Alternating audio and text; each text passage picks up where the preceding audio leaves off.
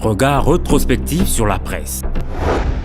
Le SOFT reprend les mises au point du chef de l'État en même temps qu'il s'assure de l'avenue à Kinshasa de François Hollande en octobre prochain.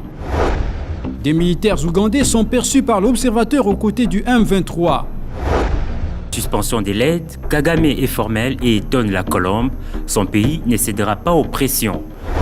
Le potentiel signale les virus d'Ebola en Ouganda, mais le risque c'est que c'est à la frontière avec la RDC. 5 ans après la mort de Guillaume Samba Caputo, la prospérité observe les siens qui se souviennent de sa loyauté et de sa passion pour la RDC. De l'exécutif au judiciaire, Sifia Grand-Lac accuse les interférences qui bloquent l'exécution des jugements à Kinshasa. Voilà pour les unes et maintenant la revue de presse. La pression internationale monte sur Paul Kagame. Au vu du phare, Londres et Berlin gèlent leur aide au Rwanda pour mettre un terme au soutien rwandais présumé à la rébellion du M23. Précision du confrère, Kigali dépend de l'aide internationale pour plus d'un tiers de son budget.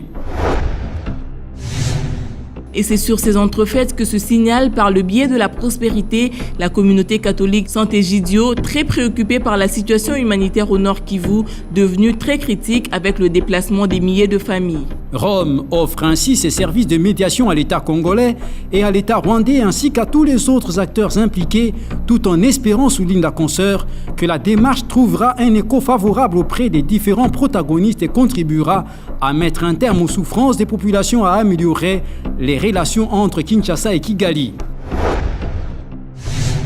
À l'échelle exclusivement de Kinshasa, la référence plus sort avec cette nouvelle de la libération du secrétaire général adjoint de l'UDPS, 24 heures après avoir été arrêté pour détention illégale d'armes. Jean-Marie Vianney Kaboukani avait conduit, comme les restitue la consoeur, une délégation de son parti à l'ambassade de France où ils avaient déposé un mémorandum réclamant la délocalisation du sommet de la francophonie.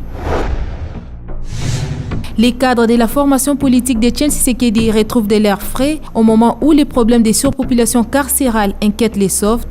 Parce qu'ils se posent désormais de façon plus aiguë, il va falloir remettre en état des prisons et les décongestionner. Pour cela, l'hebdomadaire ne propose de ne retenir dans le prison que les personnes qui ont commis des délits d'une certaine gravité et faire sortir celles qui ont commis des infractions mineures. Quel est le sens qu'il faut donner, s'interroge le potentiel à la visite éclair du chef de l'État ougandais à Luanda. Cette question mérite d'être posée quand on sait qu'elle intervient quelques temps après celle de Joseph Kabila dans la capitale angolaise. Le confrère évoque la situation sécuritaire qui prévaut dans l'est de la RDC et qui, ayant été abordée, il y a lieu de considérer que Yoweri Kaguta Museveni est allé demander à Eduardo dos Santos de soutenir Joseph Kabila. Sur place, à Kinshasa, l'avenir restitue la réunion extraordinaire du Congrès national congolais dont le bureau politique compte 21 secrétaires nationaux et 17 délégués.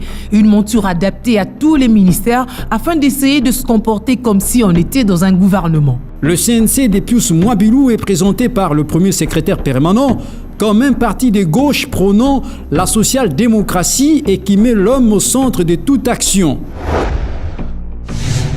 L'ambassadeur de l'Allemagne en RDC encourage la tenue de la conférence internationale sur la paix et les développements dans la région des Grands Lacs, tel que les témoigne l'Observateur. Car Peter Blemeyer relève le confrère, que la meilleure solution à la crise actuelle dans l'est de la RDC serait une solution africaine et émet le vœu de voir revitaliser le rôle des envoyés spéciaux, notamment le Tanzanien Benjamin Kapa et le Nigérian Olusegun Obasanjo. À présent, rendons-nous à Paris où les sauveteurs reconnaissent en Belzani Milongo la qualité des Miss RDC France.